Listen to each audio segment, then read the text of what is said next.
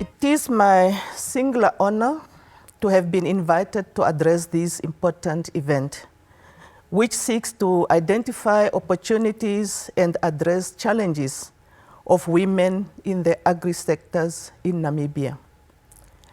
I'm therefore delighted to participate in this event, especially in view of the fact that it will not only discuss issues that are within my mandate, but that also very close to my heart. Let me hence take this opportunity to thank the organizers for inviting me. The Food and Agriculture Organization of the United Nations classifies women as critical agents of change in the fight against rural poverty, hunger, and malnutrition. In addition, they make up more than 50% of agricultural workforce in developing countries. In case of Namibia, women make up 46% of those employed in agriculture. For this reason, it is justified and imperative to address the challenges of women in agriculture in order to empower and enable them to participate in and fully benefit from the opportunities that exist in the agriculture value chain. It is our view that addressing the plight of women in agriculture cannot be the responsibility of government alone. It requires concerted efforts and synergies of all key players, including our development partners, working together towards a common goal. I therefore wish to welcome and commend this initiative by GIZ, which came at the most opportune time. There is no doubt that it will go a long way to complement government policies and programs on women empowerment and promotion of gender equality in agriculture. I wish to encourage all participants, particularly fellow women, to share their challenges during your deliberations so that the outcome of this event could assist us in finding lasting solutions to our farmers. According to FAO, 80% of food in the world in value terms is produced by small-scale family farms, and women are key to the success of those farms. Women contribute in the form of an on and off farm activities and account for 43% of the labor force in this sector.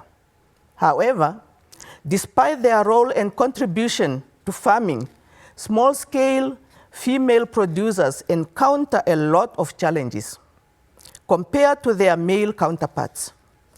It is well documented that the impediments of women empowerment in agriculture is attributed to their lack of access to decision-making processes, their low participation in local governance, as well as their limited access to technology, inputs, and credit. And most importantly, access to land, one of the most indispensable factors of agricultural production. These realities call upon all of us to fully recognize the role of women in this very important sector and take immediate actions to address their challenges. Addressing these challenges is critical if we are to attain the targets to end hunger and poverty by 2030, as stipulated in the United Nations Sustainable Development Goals, namely SDG 1 on no poverty and SDG 2 on zero hunger.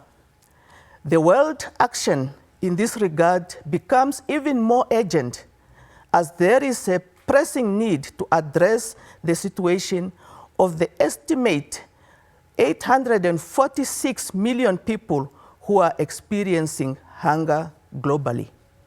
The same actions need to be cascaded to country level in order to address hunger and poverty at national level.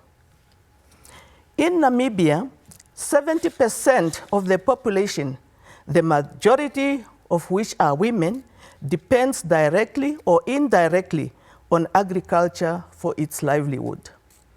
It is for this reason that all national high-level policies, namely Vision 2030, the 5th National Development Plan, and the Harambee Prosperity Plans, classify agriculture as one of the most important pillars of the Namibian economy, which should be fast-tracked or accelerated.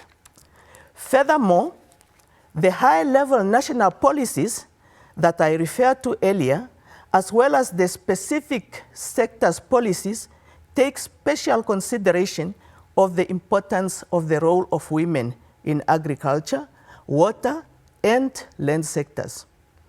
For this reason, gender equality remains a guiding principle in our policy and program formulation and implementation. Therefore, in line with this principle, the government of the Republic of Namibia has been implementing gender-inclusive policies and programs to attain gender balance in the agriculture sector. And to honor its commitments towards the achievement of targets of SDG 5, achieve gender equality and empower all women and girls. As we all know, Namibia is the driest country in sub-Saharan Africa and the most vulnerable to climate change and climate variability. For this reason, sustainability remains pivotal in the implementation of our policies, programs, and projects.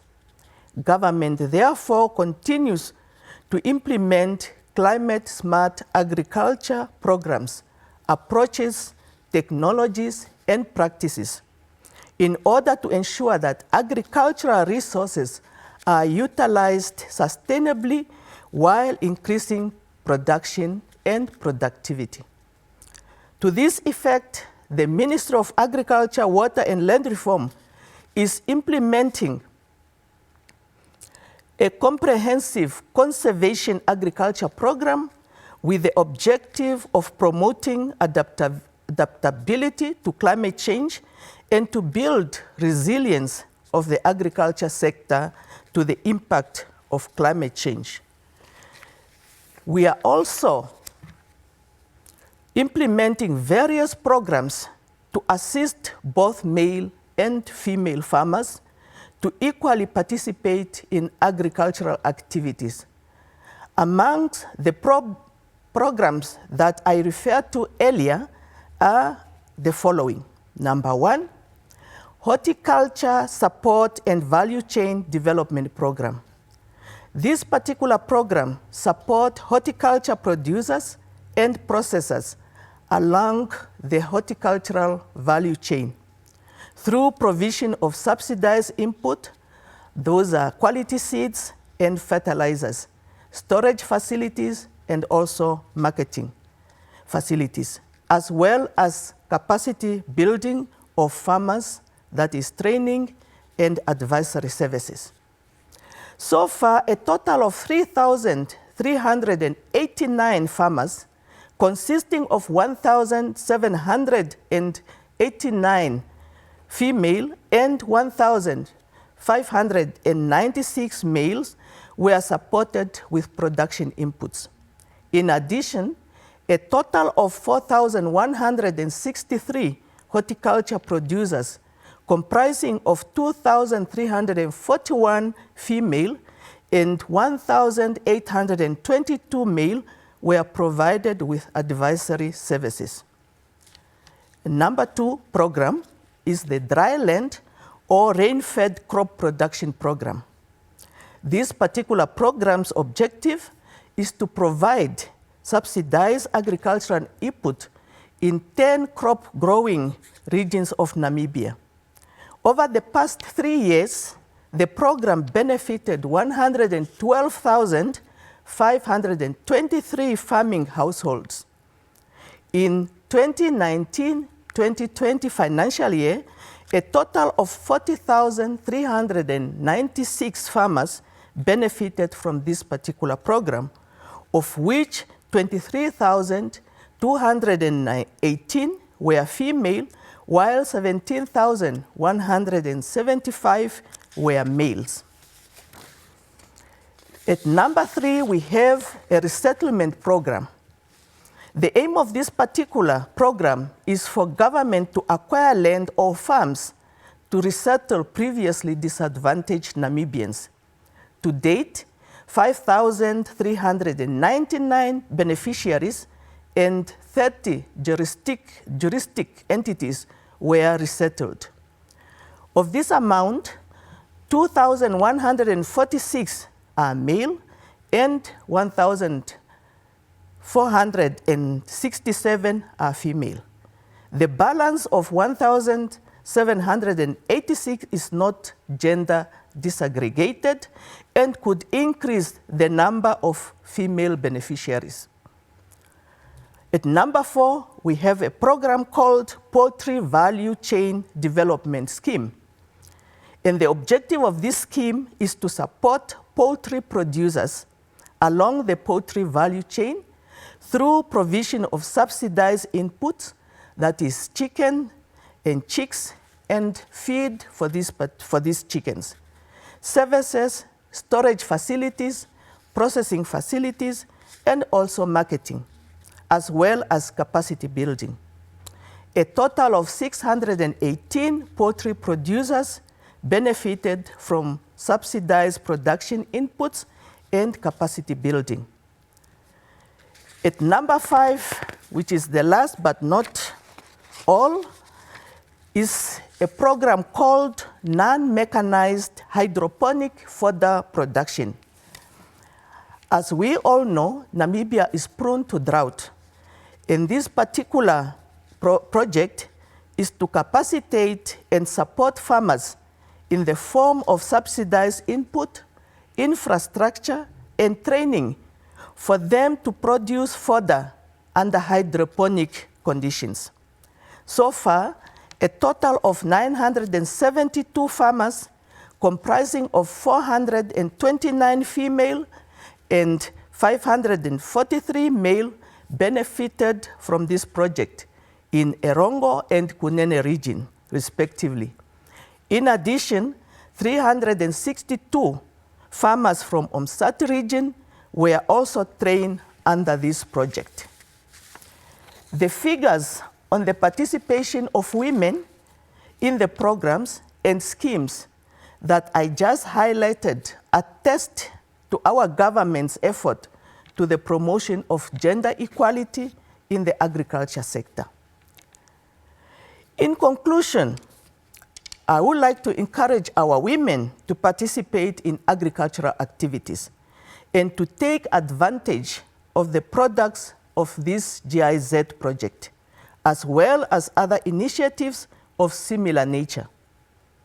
Government will continue to find ways and to create level playing field for equal participation in agricultural activities and equal access to factors of productions, which are finances, markets, and support services to male and female farmers. With these remarks, I now declare the Agri4Women Week event officially open and wish you fruitful deliberations. And I thank you.